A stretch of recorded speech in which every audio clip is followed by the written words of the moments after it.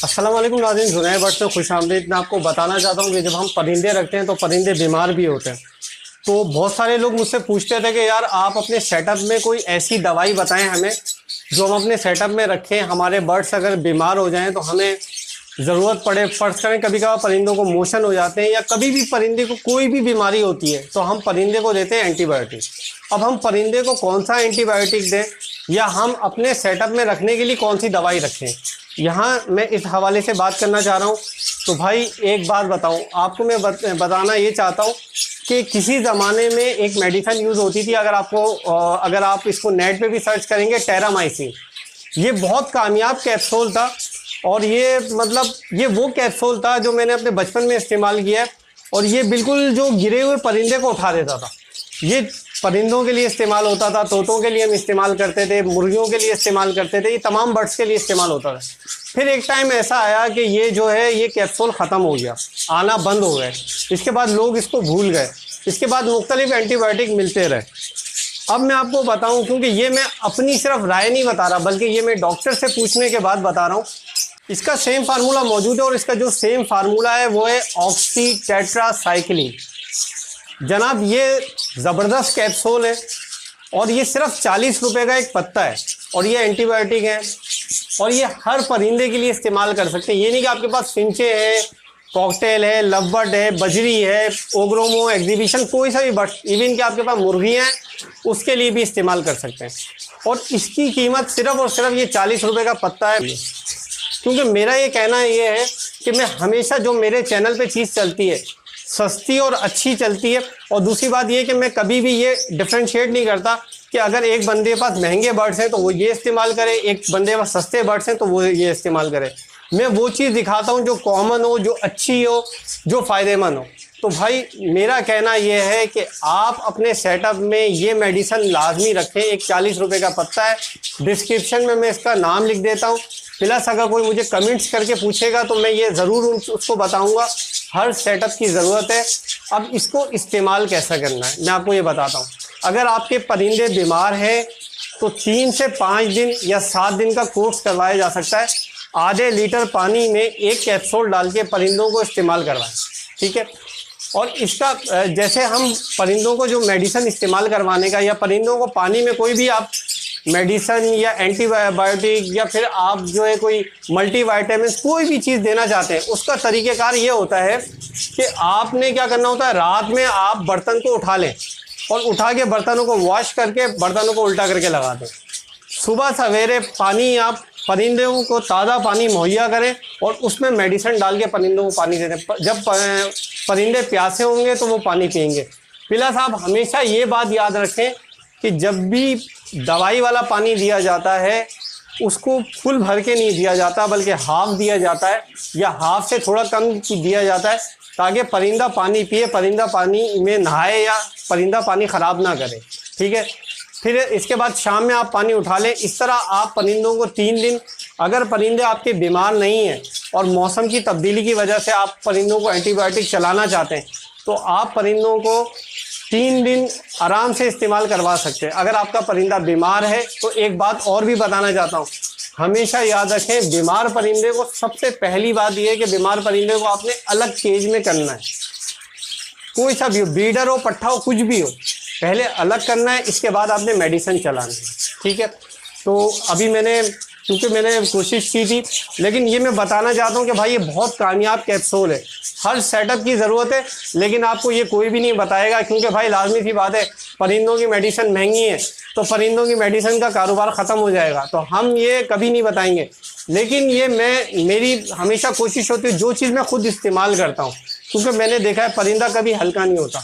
तो अब मैं अपने परिंदों को इस्तेमाल करवाऊँगा। मेरे पास तकरीबन 2 लीटर पानी है।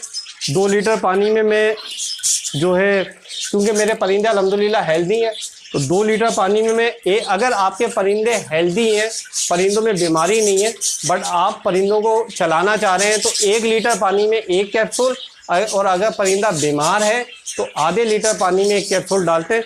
अभी मैं ये 2 कैप्सूल, मेरे पास पानी पड़ा हुआ है, तकरीबन 2 लीटर पानी पड़ा हुआ है, इसमें मैं कैप्सूल डाल रहा हूँ, ठीक है।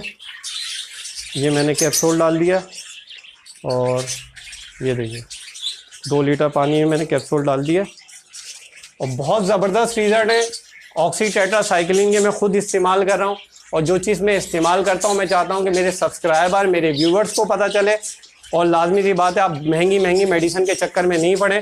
अपने घर में ये 40 रुपए का पत्ता रखें। जब आपको देखें आपका परिंदा हल्का हो रहा है, बीमार हो रहा है, उसको अलग केज में करके ये मेडिसिन यूज़ करवाएं। या जब मौसम में तब्दीली आती है, एकदम गर्मी आ गई, एकदम सर्दी आ गई, बारिश का मौसम हो गया, तो आप इस्तेमाल करवा सकते हैं। ठीक है, अब मैं परिंदों को मैं पानी तैयार कर रहा हूँ। 2 लीटर पानी मेरा 2 लीटर पानी तैयार हो गया। बिल्कुल कैप्सूल था, फ़ौरन घुल गया ये। ठीक है, अब मैं अपने परिंदों को देता हूँ।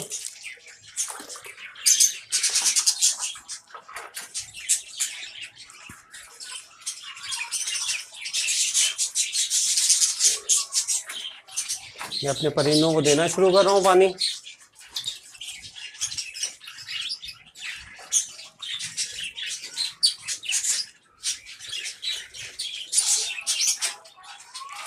बहुत कामयाब है, बहुत फ़ायदेमंद है।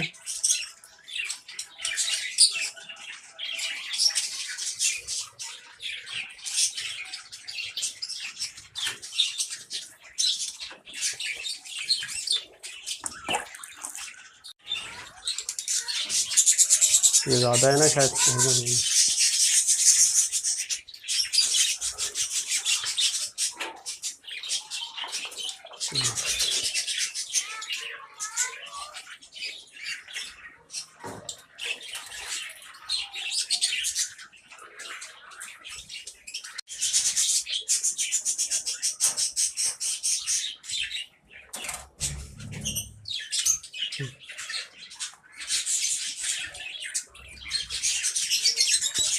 ये पानी मैं अपनी फिंचों को भी इस्तेमाल करवाता हूँ।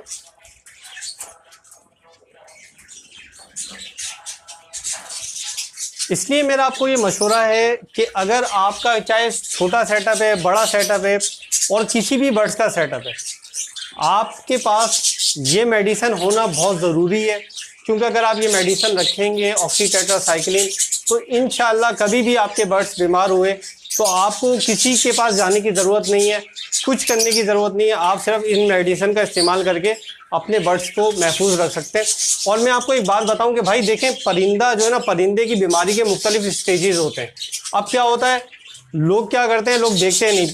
हेल्दी परिंदा, बीमार परिंदे में बहुत फ़र्क होता है। हेल्दी परिंदा दाना भी खा रहा होता है, उड़ भी रहा होता है, एक्टिव होता है। और जो बीमार हो जाता है वो फूल के बैठ जाता है, पर फुला देता है, पर गिरा देता है, दाना नहीं खाता।